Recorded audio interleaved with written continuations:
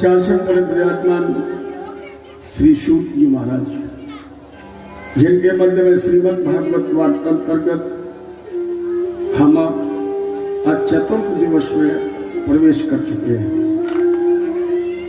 और मैंने कल निवेदन किया था कि भगवान का मत्स्य अवतार हुआ, तो राजा परीक्षित ने प्रश्न किया, महाराज भगवत हो तुम इच्छामि हर अद्भुत कर्मणाम अवतार कथा माध्यम माया मत्स्य विडंबनम। ये बड़ा अद्भुत क्रिया है भगवान की। मछली बन गए, मत्स्य बन गए, तो इन्होंने इस अवतार में कौन सी क्रिया संपादित की है, ये हमें बताइए। सुखदेव जी ने कहा, राजेंद्र,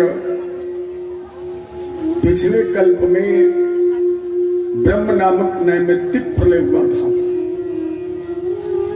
और जब प्रलय होती तो ब्रह्मा जी को नींद आने लगती है। जैसे ब्रह्मा जी को नींद आई, इनके मुख से वेद निकल पड़े, और इन वेदों को आवाज इसकी সাউন্ডটাকে পুরো ড্রাই করে আর শুধু রিভার্ব দাও, পুরো ড্রাই করে শুধু রিভার্ব আর কিছু না।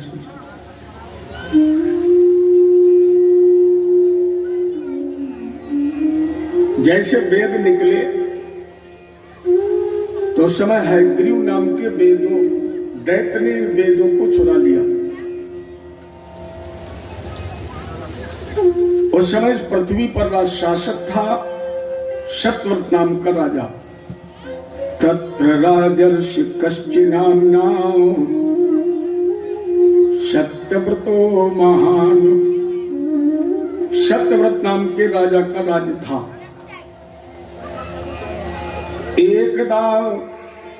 एक बार कृतमालायाम कुर्वतो जल तर्पणम। एक बार यही राजा सत्यव्रत नाम का कृतमाला नाम की नदी में स्नान कर रहा था। और हम आप जब स्नान करते हैं तो या तो सूर्य को जल देते हैं या अपने पूर्वजों को, पितरों को जलांजलि देते हैं। तो सत्यव्रत में भी वही क्रिया करने के लिए स्नान के बाद जैसे अंजलि में जल दिया, तो उस अंजलि में एक छोटी मछली का बच्चा आ गया। और उस मछली के बच्चे ने कहा, राजेंद्र, नाम एतदलम राजन सुखम वस्तु मुदच्चनम प्रथमेहम।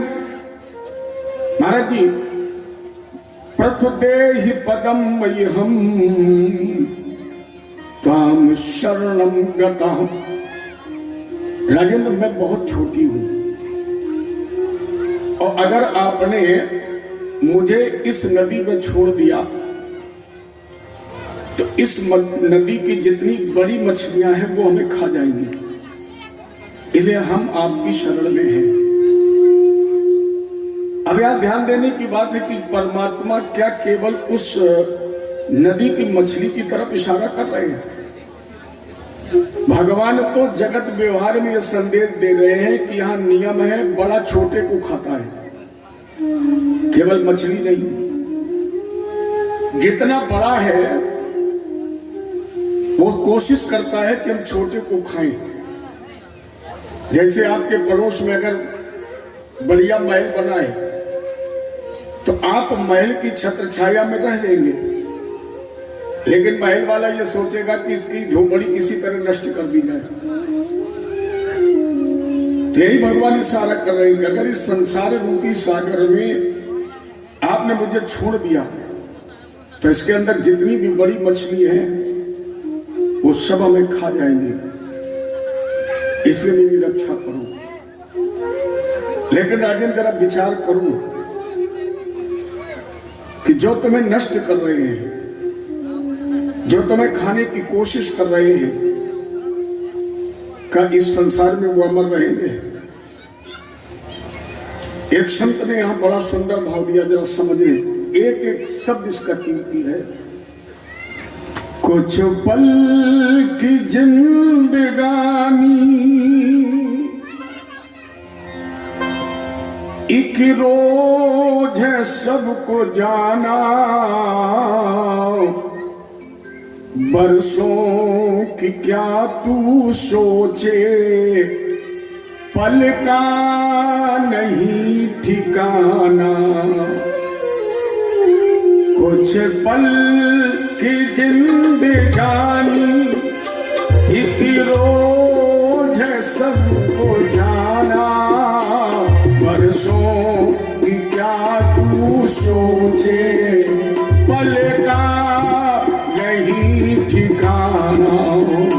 कुछ पल की जिंदगानी एक रोज सबको जाना, बरसों की क्या तू सोचे, पल का नहीं ठिकाना।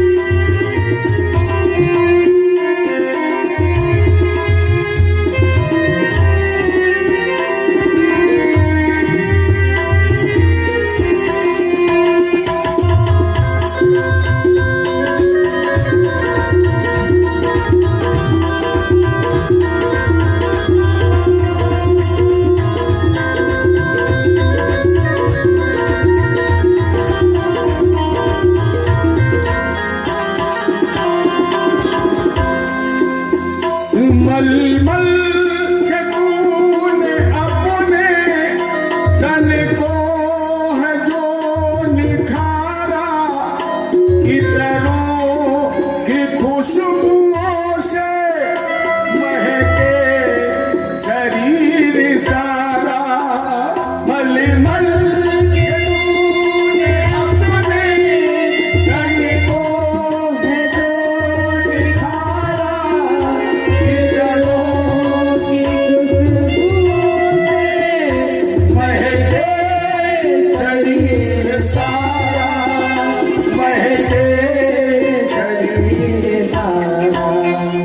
काया ये खाके होगी प्यारी, काया ये खाके होगी, ये बात ना भुलाना, बरसों की क्या तू सोचे, पल का नहीं ठिकाना। कुछ पल की जिंदगानी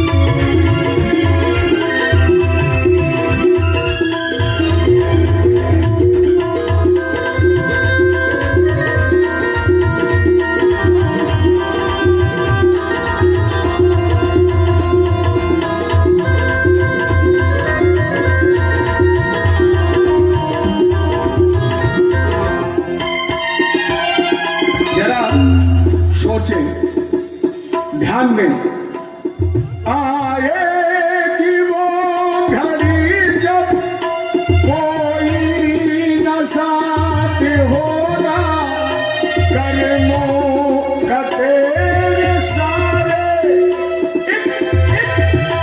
हिसाब होगा। आएगी वो घड़ी जब कोई न साथ होगा, कर्मों का तेरे सारे हिसाब होगा। ये सोच ले अभी तू, ये सोच ले अभी तू, दिल काट लिए आना, परसों क्या तू सोचे, पल का नहीं ठिकाना। पल की जिंदगानी।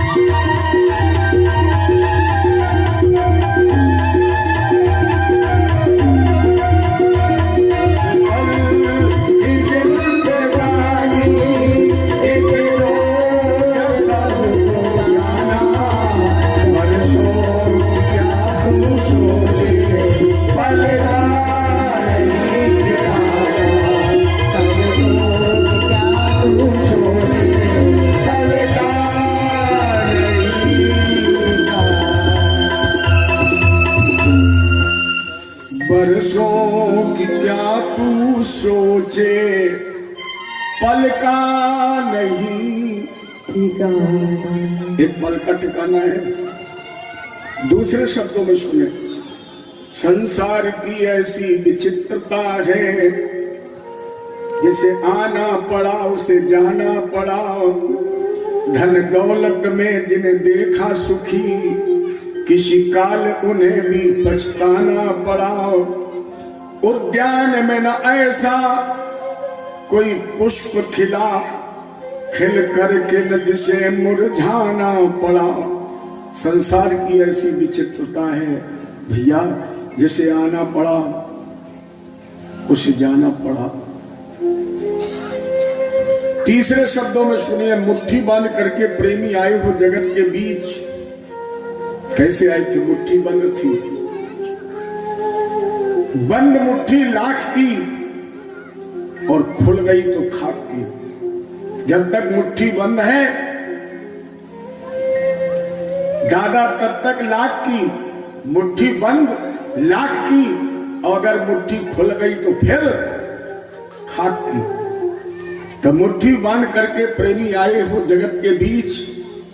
रीते हो के एक दिन जब तुम जाओगे, इसलिए यश के नगारे अपने द्वारे पे धराई जाओ।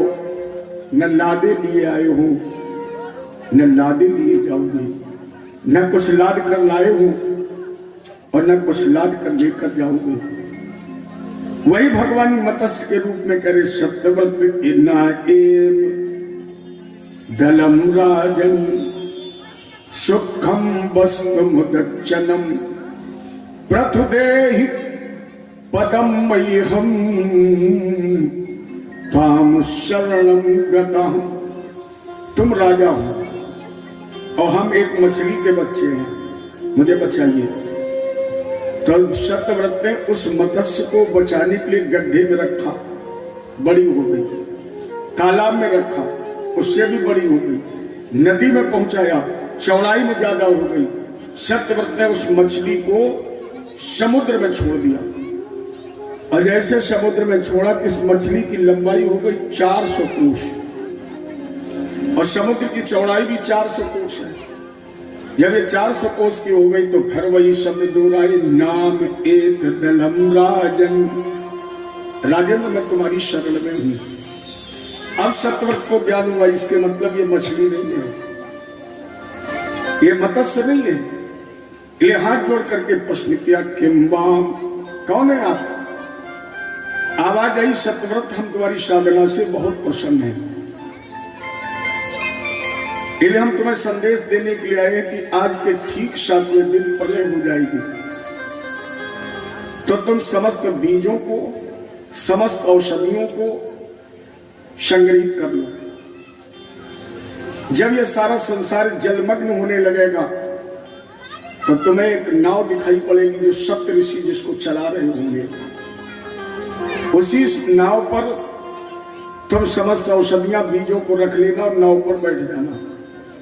जब ये नाव भी डूबने लगेगी तब फिर हम तुम्हें इसी मत्स्य के रूप में दर्शन देंगे, मछली के रूप में दर्शन देंगे, और मेरे सर पर एक सींग होगा, उसी में तुम नौका बांध लेना और हम तुम्हें सारे इस महाप्रलय का दिग्दर्शन कराएंगे।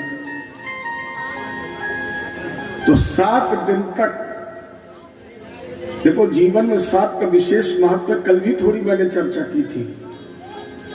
जैसे हमारा आपका जीवन कितने दिन का है? 7 दिन का। ये कथा कितने दिन होगी? 7 दिन। राजा परीक्षित को श्राप कितने दिन का लगा? 7 दिन का। गंगा जी के किनारे कथा हुई सुखदेव और परीक्षित के रूप में, 7 दिन। भगवान कृष्ण ने गोवर्धन उठाया 7 कोष का। उम्र थी भगवान की उस समय 7 वर्ष की, और उठाया कितने दिन के लिए? 7 दिन के लिए। अर्जुन जब भगवान को महाभारत युद्ध के बाद वापस द्वारका लेकर गए तो अर्जुन वहां भगवान के साथ द्वारका में 7 महीने रुके। आगे आप परसों कथा सुनेंगे, उद्धव जी गोपियों को उपदेश देने गए तो ये भी 7 महीने रुके, क्योंकि जीवन में 7 के अंक का विशेष महत्व है।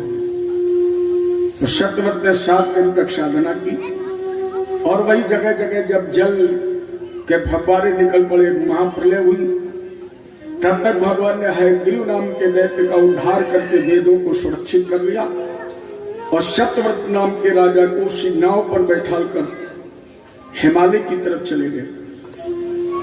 तो जिस सत्यव्रत के